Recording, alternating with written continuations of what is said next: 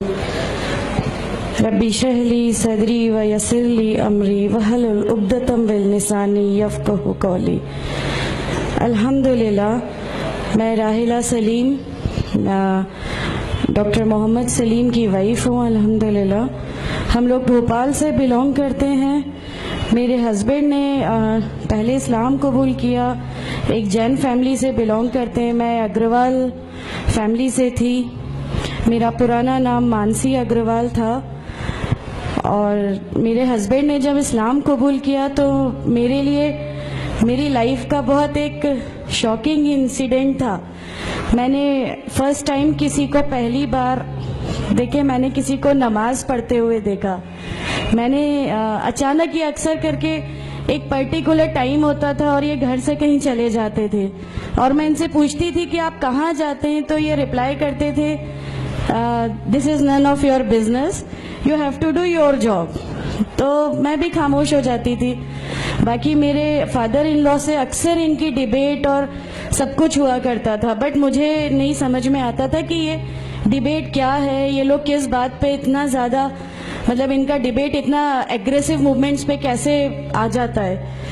تو باقی پھر ایک دھیرے دھیرے جب مجھے یہ اسلام کے پہلے تو یہ لوگ نہیں بتائے، بٹ فرسٹ ٹائم جب میں نے ان کا فجر کی نماز تھی اور اچانک میری نیند کھلی اور میں نے ان کو نماز پڑھتے ہوئے دیکھا، میں نے ان سے پوچھا کہ آپ کیا نماز پڑھ رہے ہیں، کیونکہ صرف ٹیلی ویژن پہ دیکھا تھا کہ ہاں ایسے جو کرتے ہیں وہ نماز کے ایکشنز ہیں۔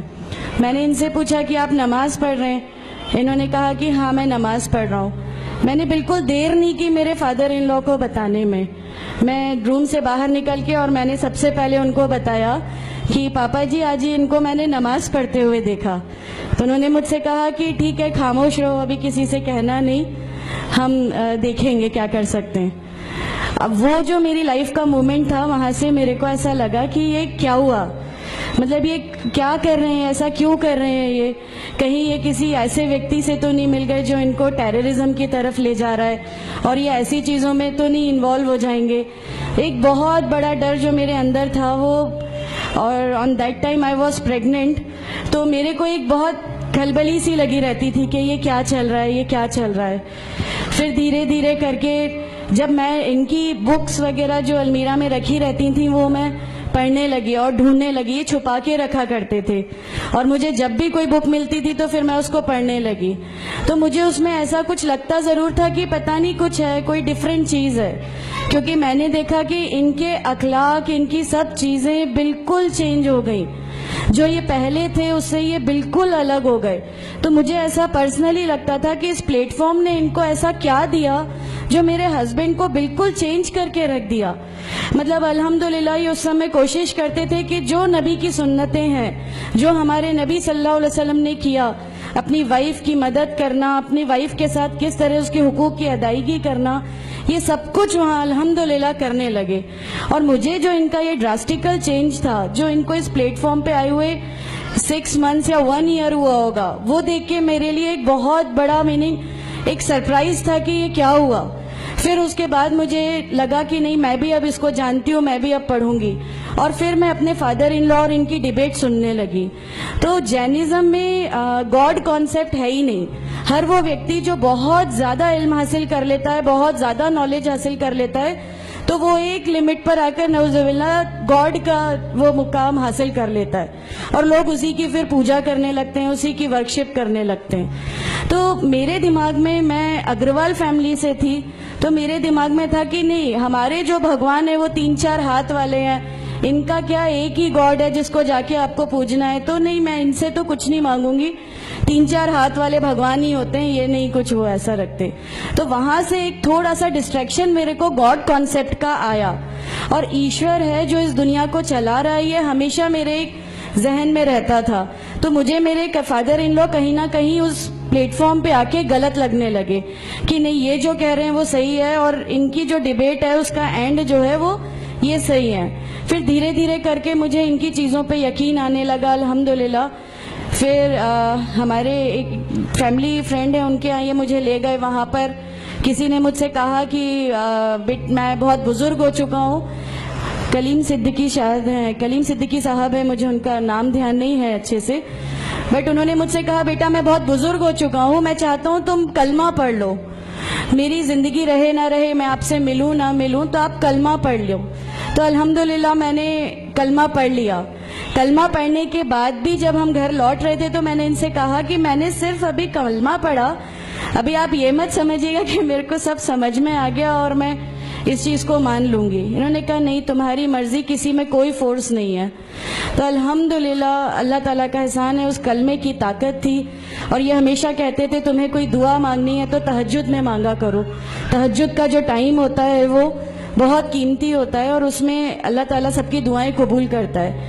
انہوں نے مجھے ایک دعا سکھائی تھی کہ تم ایک دعا مانگو کہ یا میرے رب اگر میرا ہسبینڈ غلط راستے پر ہے تو اس کو صحیح راستے پہ لیا, اور اگر میں غلط راستے پہ ہوں تو مجھے صحیح راستہ دکھا دے. الحمدللہ میں یہ دعا کنٹینیو مانگتی تھی. ایک بار میری نیند الحمدللہ تہجد میں کھلی اور بس میں نارمل جیسے ایک دھیان کرتے ہیں ویسا میں بیٹھ گئی اور اپنے آپ اچانک دل چاہا کہ بس سجدہ کروں. میری زندگی کا وہ پہلا سجدہ تھا اور اس بہت لمبا سجدہ تھا, اور اس سجدے میں نے میرے رب سے کیا کیا مانگ لیا مجھے بھی نہیں یاد ہے. اور اس سمے مجھے ایسا فیل ہو رہا تھا جیسے اللہ تعالیٰ خود مجھ سے بات کر رہا ہے, اللہ میرے سوالوں کا جواب خود دے رہا ہے.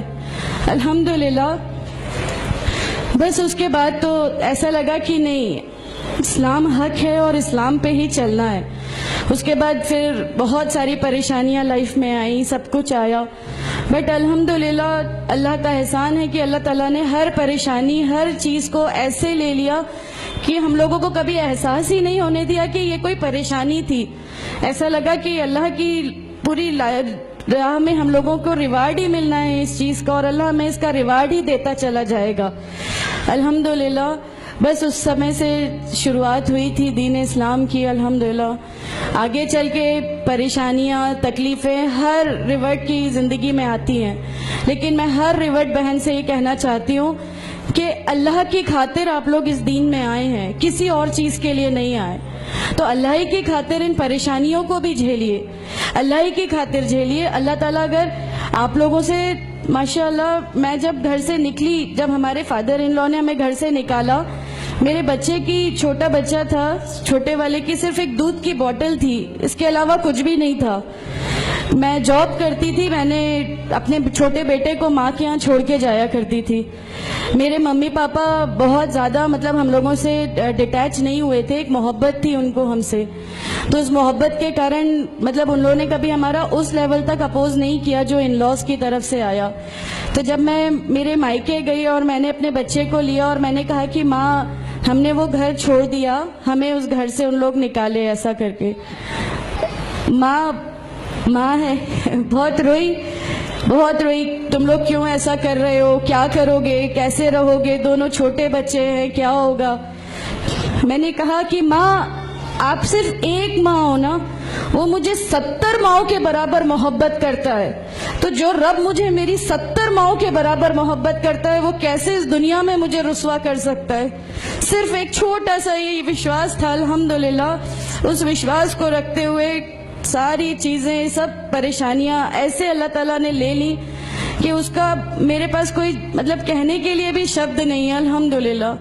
اور میں آپ لوگوں سے سب سے گزارش کرتی ہوں, اور اگر اللہ نے مجھے آپ لوگوں کی ایک ایسی بہن بنا دیا جو آپ کی پریشانیاں, آپ کی ہر اس میں, ہمارا گھر, ہماری سب کچھ الحمدللہ آپ کے لیے ہے, کیونکہ ہم لوگ ٹھان کے بیٹھے ہیں ہمارا جینا مرنا, ہماری نمازیں, ہمارا سب کچھ صرف اللہ کے لیے ہے, اور یہی لے کے ہم کو جانا ہے. کوئی جواب ہمیں نہیں ملے گی. السلام علیکم ورحمۃ اللہ وبرکاتہ.